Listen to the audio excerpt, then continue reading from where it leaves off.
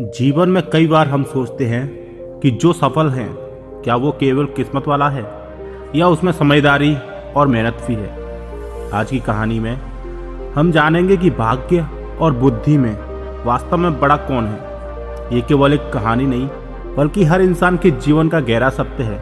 तो वीडियो के अंत तक बने रहिए क्योंकि इसका उत्तर आपकी सोच को बदल सकता है।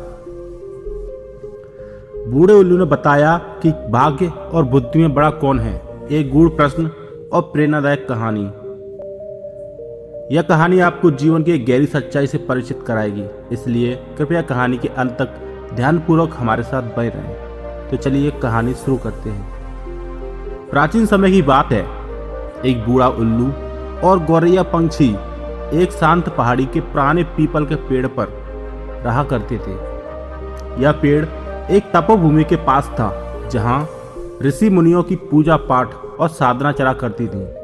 हर दिन उल्लू और गौरैया वहीं पेड़ पर साथ बैठते, ध्यान लगाते और भगवत चिंतन करते। वे दोनों बड़े अच्छे मित्र थे। एक दिन की बात है जब सुबह की धूप पेड़ की डालियों पर सुनहरे रंग बिखेर रही थी। गौरैया ने अपने वृद्ध मित्र उल्लू से एक प्रश्न किया। हे मित्र, एक बात पूछनी है, भाग्य बड़ा होता है या बुद्धि? बूढ़ा उल्लू अपने गहरे अनुभवों में डूब गया। उसकी आंखें थोड़ी देर के लिए बंद हो गईं। फिर वह बोला, प्रिय गौरैया, तुम्हारा यह प्रश्न अत्यंत विचारणीय है। इसका उत्तर सीधा नहीं, परंतु मैं तुम्हें एक पुरानी सच्ची घटना के माध्यम से इसका उत्तर दूंगा। ध्यान से सुनो। गौरैया फुदककर उल्लू के पास आ बैठी और बोली, मैं तैयार हूँ, कृपया बताइए। बूढ़ा उल्लू अपनी धीमी गहरी आवाज में कहानी शुरू करता है। प्राचीन समय की बात है। परम ऋषि अनंत देव का दिव्य दरबार सजा हुआ था। आकाशलोक के सारे देवगण वहां एकत्रित थे। उन्हीं में उपस्थित थे भाग्य और बुद्धि, दोनों शक्तिशाली और प्रभावशाली दिव्य शक्तियां।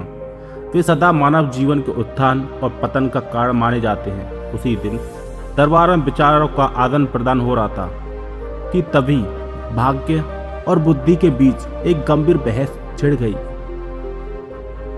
भाग्य ने घमंड से कहा, इस सृष्टि में मेरी महत्ता सबसे बड़ी है। मैं जब किसी का साथ देता हूं तो वह अंधेरे से उठकर प्रकाश में आ जाता है। उसे कोई हरा नहीं सकता, वह निर्धन हो अज्ञानी हो। यदि मैं साथ दूं तो वह भी राजा बन जाता है। बुद्धि हंसते हुए बोली, भाग्य, तुम केवल अवसर दे सकते हो, लेकिन उसका उपयोग करना मेरी शक्ति है। यदि कोई बुद्धिहीन हो तो वह तेरे दिए हुए अवसर को भी खो देगा। इसलिए मेरी उपयोगिता तेरे से कहीं अधिक है। भाग्य गुस्से में बोला, अरे मूर्ख बुद्धि, तू क्या जानती है मेरी शक्ति का प्रभाव?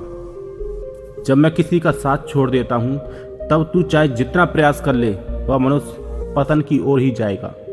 बुद्धि ने उत्तर दिया, और जब मैं साथ छोड़ दूं तो मनुष्य पागल, मूर्ख और निर्बुद्धि बन जाता है। तू चाहे कितना भी उसे ऊंचाई दे दे, वह उसका लाभ नहीं उठा पाएगा। इसलिए मैं ही श्रेष्ठ हूं। उनकी यह बहस तेज होती गई। पूरा दरबार स्तब्ध हो गया। परम ऋषि अनंत देव, जो सृष्टि के आदि ज्ञान से पूर्ण थे, यह सब देखकर गंभीर हो गए। उन्होंने दोनों को शांत किया और बोले, तुम दोनों इस सृष्टि के महत्वपूर्ण अंग हो, लेकिन यदि तुम दोनों ही यह सिद्ध करना चाहते हो कि तुम में से कौन श्रेष्ठ है, तो इसका परीक्षण होना चाहिए। भाग्य और बुद्धि दोनों सहमत हो गए। अनंत देव ने अपनी दिव्य दृष्टि से मृत्युलोक के एक स्थान को दिखाया और बोले, देखो, उस वन के किनारे टूटी फूटी झोंपड़ी है। वहां एक वृद्धा अपने जीवन की अंतिम सांसें गिन रही है। उसके पास उसका इकलौता बेटा है जिसकी आयु केवल 20 वर्ष है। वे दोनों अत्यंत निर्धन हैं, भूखे, थके और जीवन से निराश। भाग्य ने कहा, यह तो मेरे लिए सरल कार्य है, मैं इसे राजा ही नहीं सम्राट बना दूंगा। बुद्धि बोली, यदि मैं उसका साथ ना दूं तो तू चाहे जो कर ले, वह बालक कुछ नहीं कर पाएगा। चलो, यही हमारा परीक्षण होगा। फैसला हुआ कि पहले भाग्य उस बालक का साथ छोड़ेगा और बुद्धि उसके पास रहेगी। फिर बुद्धि उसका साथ छोड़ेगी और भाग्य साथ देगा। अनंत देव के आदेश पर भाग्य ने उस बालक का साथ छोड़ दिया। अब बुद्धि अकेली थी। बालक बहुत ही समझदार, शांत और सज्जन बन गया। वह अपने छोटे से गांव में लोगों की सहायता करने लगा। लोगों को उसकी बातें समझ आने लगी। धीरे धीरे उसके विचारों से लोग प्रभावित हुए। गांव के सरपंच ने उसे अपना सहायक बना लिया। उसकी चतुराई और समाधानकारी बुद्धि से गांव में अनेक समस्याएं सुलझने लगीं। कुछ समय में वह जिले के अधिकारी की नज़र में आ गया। अधिकारी ने उसे एक सरकारी कार्य सौंपा और वह उसे भी बुद्धिमत्ता से पूरा कर बैठा। उसकी ख्याति बढ़ती गई, लेकिन धन और संसाधन अब भी बहुत सीमित थे, क्योंकि भाग्य उसके साथ नहीं था। फिर समय आया जब बुद्धि ने भी उसका साथ छोड़ दिया। जैसे ही बुद्धि ने उसका साथ छोड़ा, वह बालक भ्रमित हो गया। सही गलत की पहचान खो बैठा। निर्णय लेना उसके लिए कठिन हो गया। वह जो कार्य करता वह अधूरा या गलत हो जाता। गांव के लोग जो उसे पहले सराहते थे, अब उससे किनारा करने लगे। अब भाग्य ने अपना चमत्कार दिखाना शुरू किया। एक दिन एक धनी व्यापारी अपने काफिले के साथ उस जंगल से गुजर रहा था जहां वह बालक भटक रहा था। व्यापारी के हाथों से एक बहुमूल्य रत्न गिर पड़ा। बालक को वह रत्न मिल गया और उसी समय एक सैनिक दल वहां पहुंचा जो उस रत्न की तलाश में था। रत्न लौटाने के बाद उसकी ईमानदारी और सज्जनता देखकर राजा ने उसे अपनी सेना में स्थान दे दिया। भाग्य उसके साथ था, पर बुद्धि नहीं। वह बालक सेना में ऊपर चढ़ता गया, लेकिन निर्णय गलत लेता रहा। युद्ध नीति में चूक करता और दूसरे लोग उसकी भूलें संभालते रहे। फिर भी भाग्य के प्रभाव से वह राजा का विश्वास पात्र बन गया और मंत्री पद तक पहुंच गया। लेकिन उसकी निर्णयहीनता और विचारहीनता से राज्य को कई बार क्षति पहुंची। अब बुद्धि दूर बैठी यह सब देख रही थी।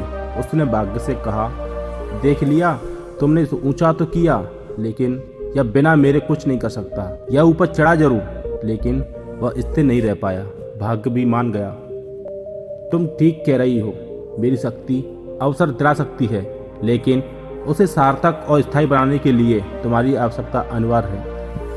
दोनों परम ऋषि अनंत देव के चरणों में गए और विनम्रता से बोले, हे ऋषिवर, हम अब जान चुके हैं कि हम दोनों ही एक दूसरे के बिना अधूरे हैं। किसी एक का भी अभाव हो तो मनुष्य का जीवन अपूर्ण रह जाता है।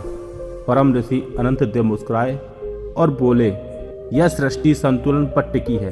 भाग्य और बुद्धि दोनों का समन्वय ही मनुष्य को पूर्णता देता है।